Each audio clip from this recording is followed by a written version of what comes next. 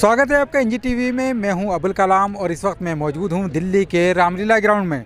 Ramlila ground में जिस तरह से मेरे पीछे आप ये देख रहे हैं, मुझे बचाओ, और नीचे एक संविधान की जो पुस्तक दिखा रखी है और उस पर ऊपर लिखा हुआ है मुझे बचाओ।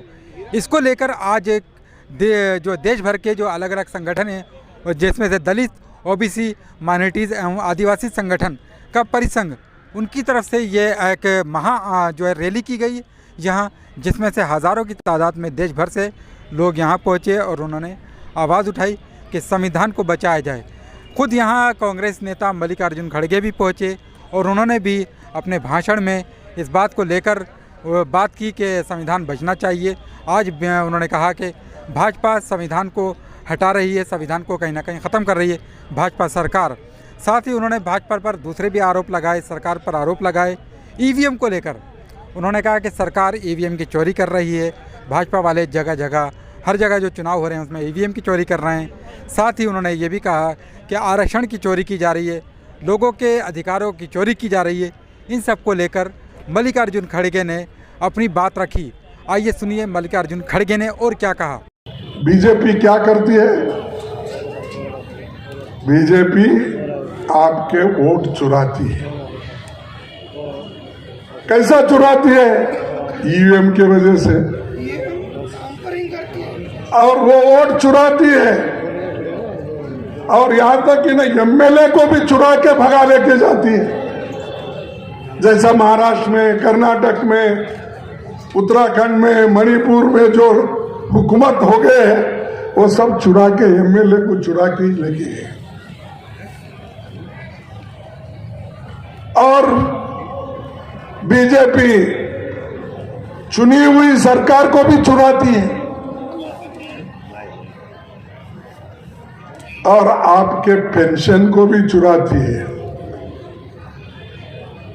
और किसानों का एमएसपी तो छोड़ो, उसको तो वो लोग कुछ भी नहीं करे, लेकिन बॉर्डर पे लोग एमएसपी के दाम के लिए बैठे हुए थे, उनको मारकर भगा दिए, कुचल कर मारे। ऐसी बीजेपी है और उसके नेता भी लोग वैसे ही हैं, और आपका हकूक चुराती है और लोकतंत्र की आत्मा निष्पक्ष चुनाव में बसती है।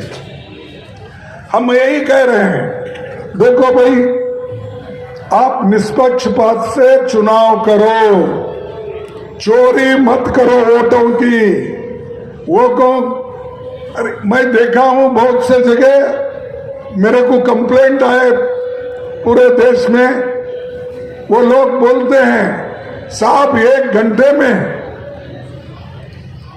हजार वोट डाल देते हैं। ये कैसा? बैटरी खत्म होती है, लेकिन बाद में अगर देखते हैं तो वहां पर फिर बैटरी उसका जो दिखता है 60-70% दिखता है, 99%।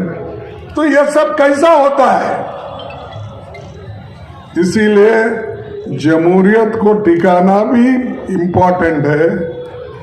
जातीय जनगणना के लिए भी हम तैयार होना चाहिए। जातीय जनगणना उसी वक्त होगी जिस वक्त तुम्हारे पास पावर होगा लड़ने के लिए। अगर तुम तैयार हो तभी जातीय जनगणना के लिए वो लोग तैयार हो जाएंगे। हम तो कर रहे हैं। हम अब हमारे हनुमंतराव जी यहाँ बैठे हैं, अब वहां पर तेलंगाना में शुरू हुआ और उसी ढंग से कर्नाटक में शुरू हुआ, और हर जगह जहां कांग्रेस है वहां शुरू हुआ।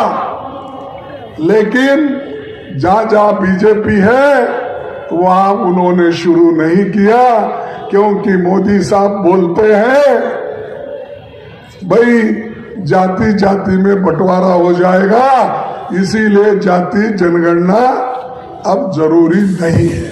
एनजीटीवी, the voice of common people.